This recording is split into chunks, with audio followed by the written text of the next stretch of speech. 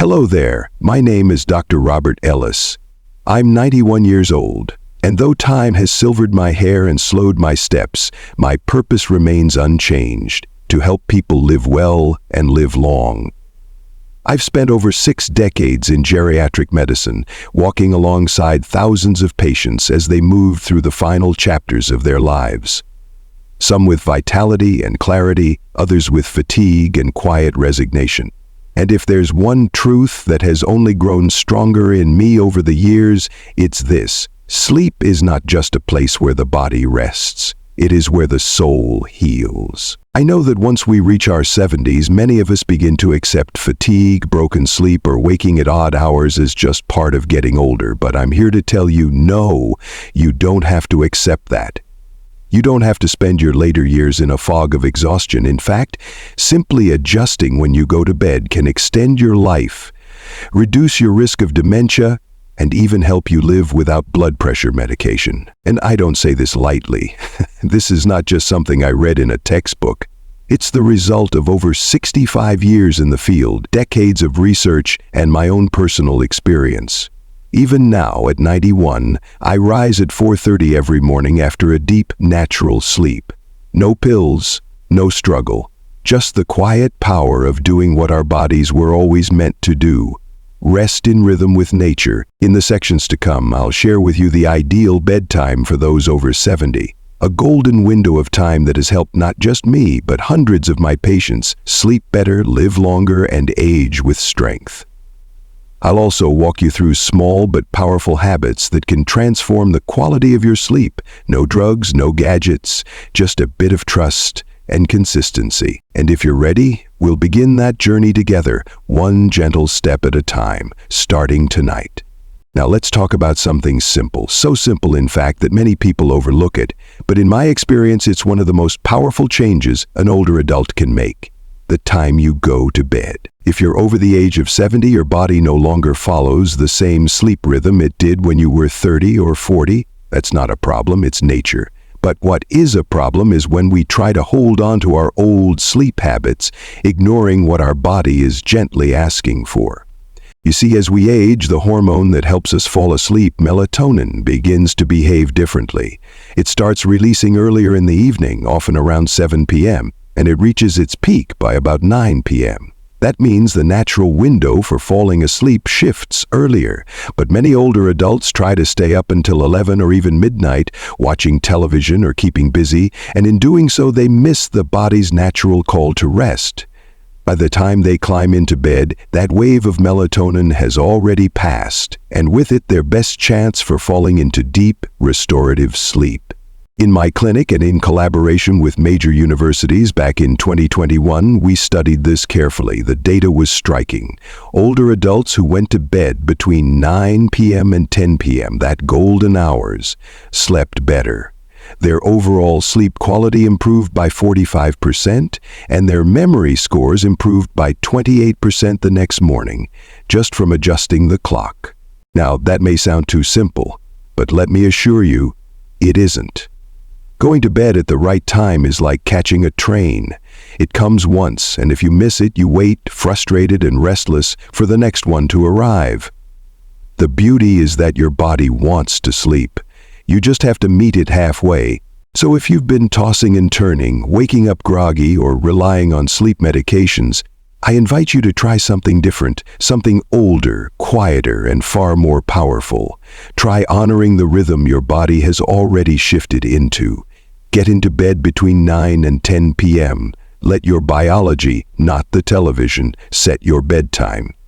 You might just find that the night becomes your best healer. But what happens if we don't listen? What if we continue to ignore the quiet signals of the aging body, insisting on staying up late out of habit or stubbornness? The answer is not just lost sleep, it's lost health. As we get older, our ability to reach deep, restorative sleep naturally declines. Compared to when we were in our 40s, our deep sleep, the phase where the brain detoxifies, the heart rate slows, and true cellular repair occurs, can decrease by up to 40%. That's not a small number. It's the difference between waking up refreshed and waking up already fatigued. between a sharp memory and a fog that never quite lifts. And the consequences go far beyond a few groggy mornings. Poor sleep in older adults has been strongly linked to a cascade of chronic conditions: memory loss, high blood pressure, diabetes, even heart disease. In fact, sleep is so intimately tied to the function of the brain and body that the Korean National Health Insurance Service published a report showing that seniors with chronic sleep disruption had on average a life expectancy 7 years shorter than their well-rested peers. 7 years. That's not just time. That's the birth of a grandchild. That's a wedding you might miss. That's 7 more springs to smell the cherry blossoms or hold the hand of someone you love. And here's the hard truth. Much of this loss is preventable. But we have to make a choice. A choice to take sleep seriously, not as a luxury, but as a foundation of longevity. Not as something that just happens at the end of the day, but something we must prepare for with the same care we give to our meals or our medication. So if you've been sleeping too late, if you've dismissed your fatigue as just another symptom of age, I urge you, gently but firmly, to reconsider. Because what you may think is harmless is quietly pulling away the very time you still have left to enjoy. And in the next part, we'll talk not just about when to sleep, but how to sleep better. Naturally, deeply, and without relying on pills. Now that you know the when, let's talk about the how. Because even if you go to bed at the right hour, your body needs more than a pillow and blanket to fall into deep, healing rest. Over the decades, I've worked with thousands of older adults, and time after time, I've seen that certain simple, daily habits make the difference between a restless night and a restorative one. Let's begin with movement. Regular physical activity is one of the best natural prescriptions for sleep. But timing is everything. Vigorous exercise late in the evening can raise your body temperature and stimulate your nervous system, making it harder to fall asleep. Instead, aim to move your body in the morning or early afternoon. Even a gentle walk, light stretching, or Tai Chi in the garden can do wonders. I once had a patient, Mr. Park, 83 years old, who used to exercise around 8 p.m. every evening. He couldn't understand why sleep evaded him despite feeling exhausted. When we simply shifted his workout to mid-morning, his sleep deepened within the week. Next, let's talk about screens. The light from your television, tablet, or smartphone, especially the blue light, inhibits the natural release of melatonin, the very hormone your body needs to fall asleep. That's why I recommend disconnecting from electronic devices at least 2 hours before bedtime. Instead of watching the news or scrolling, spend that time reading a gentle book, listening to soft music, or having a slow, undistracted conversation with someone you love. If you must watch something, at the very least use a blue light filter or wear amber glasses to reduce the impact. But remember, your brain is not a machine. It needs time and quiet to power down. And then there's what you consume. Caffeine, whether from coffee, tea, or even chocolate, can linger in the body for up to 7 hours and even longer in older adults. Alcohol, too, is misleading. It might make you feel sleepy at first, but it disrupts your sleep cycle, preventing deep rest and causing frequent awakenings. So for those of us over 70, I recommend avoiding caffeine and alcohol after 2 p.m. Your future self will thank you the next morning. Another key is building a peaceful evening routine, a quiet rhythm your body can learn to associate with sleep. I tell my patients to begin winding down around 8 p.m. That might mean dimming the lights, taking a warm shower, brewing a small cup of chamomile or mugwort tea, and reading something light or spiritual. Over time, this consistency trains the brain to release the right hormones at the right time. You're not just preparing your body, you're preparing your soul to rest. And finally, optimize your sleeping environment. Your bedroom should be a sanctuary, not a second living room. Remove the television, the laptop, the piles of bills on the nightstand. Keep the temperature between 64 and 68 degrees Fahrenheit, 1820 DEGC, and the air just moist enough. Not too dry, not too damp. Use blackout curtains or an eye mask to block out light, and a fan or white noise machine if you're sensitive to sound. You'd be surprised how much more soundly you sleep when your environment is designed for stillness. Each of these habits on their own may seem small, but together they create a powerful system, a sacred invitation to sleep well. And remember, change doesn't happen overnight. Give it 2 weeks. Let your body relearn what it once knew instinctively, how to rest, deeply and fully. In the next part, I'll share what to do when sleep still won't come, on those nights when your mind races, your body stirs, and rest feels just out of reach. Because even then, my friend, there is a way forward. But let's be honest, some nights, even with the best intentions, sleep simply won't come. You lie in bed, the room is quiet, the lights are low, and yet your mind won't stop spinning. The clock ticks. You turn to one side, then the other. It's frustrating, and worse, it can begin to create fear. What if I can't sleep again tomorrow? What's wrong with me? If this sounds familiar, I want you to know, it's not a failure. It's part of being human, and more importantly, there are ways through it. The first thing I teach my patients is something I call the 20-minute rule. If you've been lying awake for more than 20 minutes without falling asleep, don't stay in bed. That might sound strange, but the longer you toss and turn, the more your brain begins to associate your bed with stress instead of rest. Instead, gently rise, move to another room and do something calming. Read a book, knit a few rows, sip a warm caffeine-free tea. The key is to choose an activity that is quiet, soft, and screen-free. No phones, no television. When your body starts to feel naturally drowsy again, return to bed. In time, this retrains your mind to see the bed as a place for sleep, not anxiety. Next is a technique I personally use, and it's as old as breath itself. It's called the 4-7-8 breathing method. Here's how it works. Inhale through your nose for 4 seconds. Hold your breath for 7 seconds. Then slowly exhale through your mouth for 8 seconds. Repeat this cycle 4 to 8 times.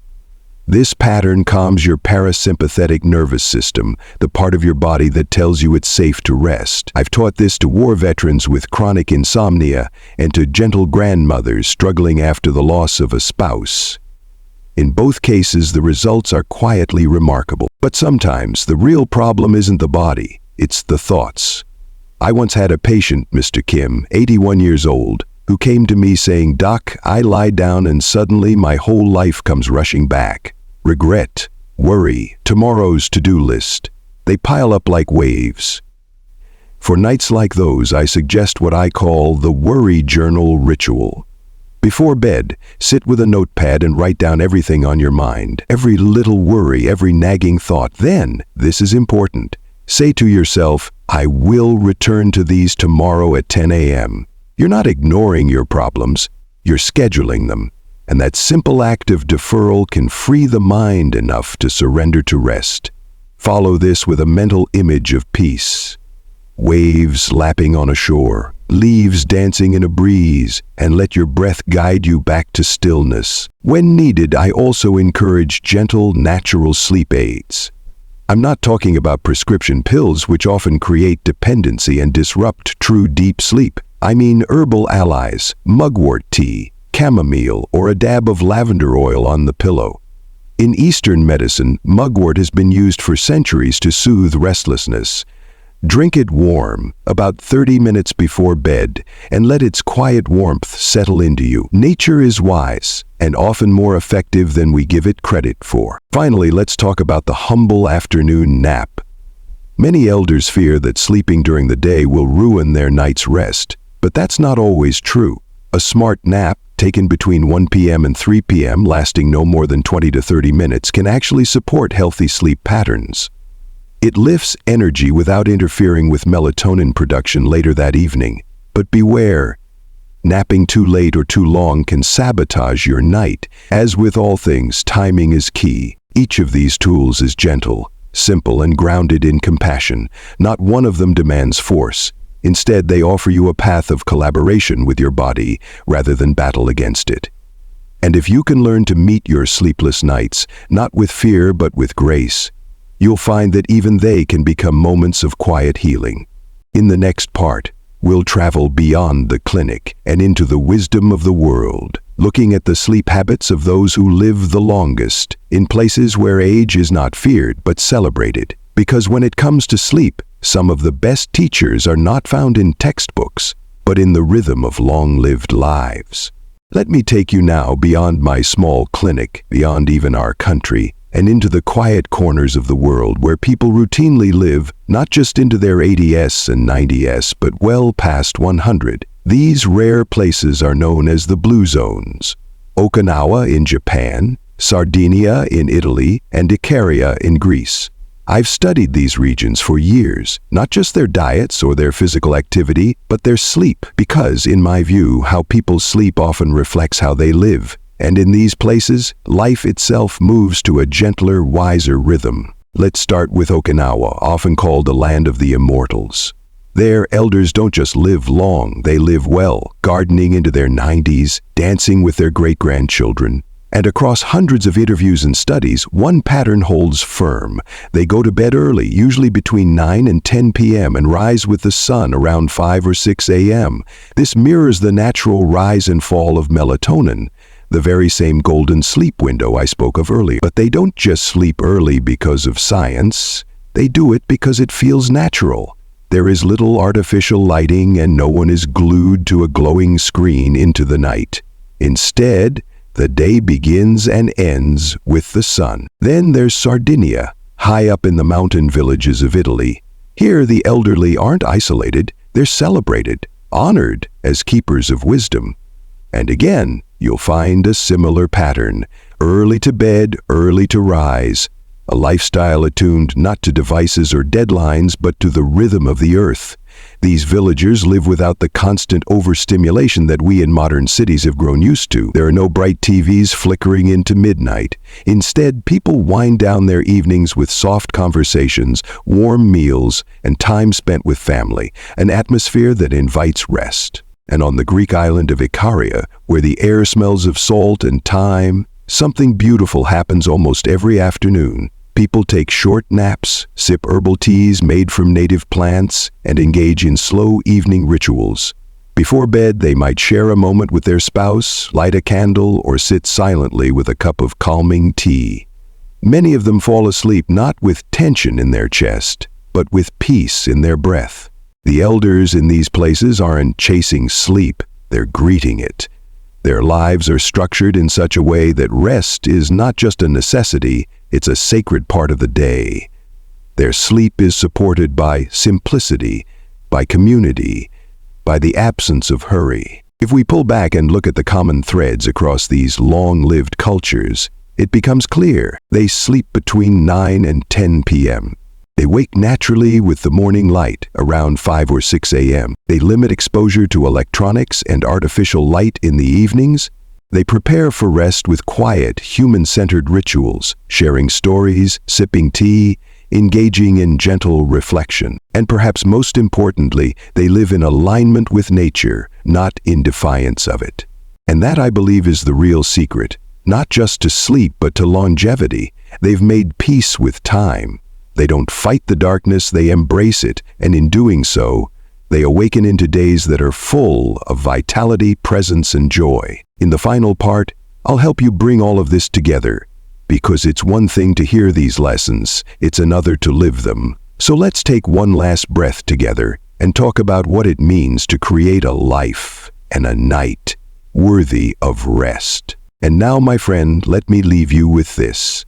Not as a lecture, not as a prescription, but as a quiet invitation from someone who has walked a long road and still wakes with purpose each day. At 91 years old, I go to bed every night at 9:30 p.m. I rise at 4:30 i.e. Ming, long before the sun when the world is still hushed and clear.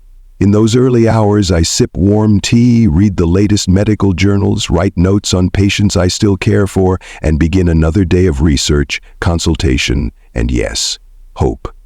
Not because I'm trying to defy aging, but because I've learned to walk with it, and it all begins with rest. You don't need to overhaul your life overnight. You don't need expensive supplements, special devices, or 10-step routines.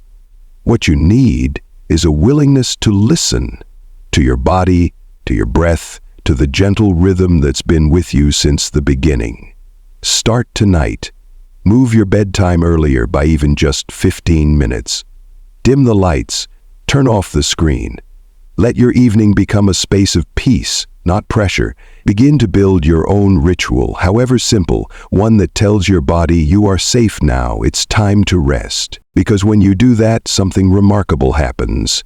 Your heart calms, your blood pressure eases, your memory sharpens, your spirit lifts, you begin to heal, not just from the aches of the day, but from the long fatigue that many of us mistake for aging. You see, aging isn't the enemy, neglect is, and in choosing to honor your sleep, you are choosing to honor your life. So, I'll ask you now, not as a doctor, but as a fellow traveler in time, will you make this change not someday, but tonight? Give yourself the gift of rest. Give yourself a future that is not just longer, but clearer, lighter, and full of quiet joy. You deserve that. And I'll be here, still rising at dawn, still cheering for you from the other side of sleep.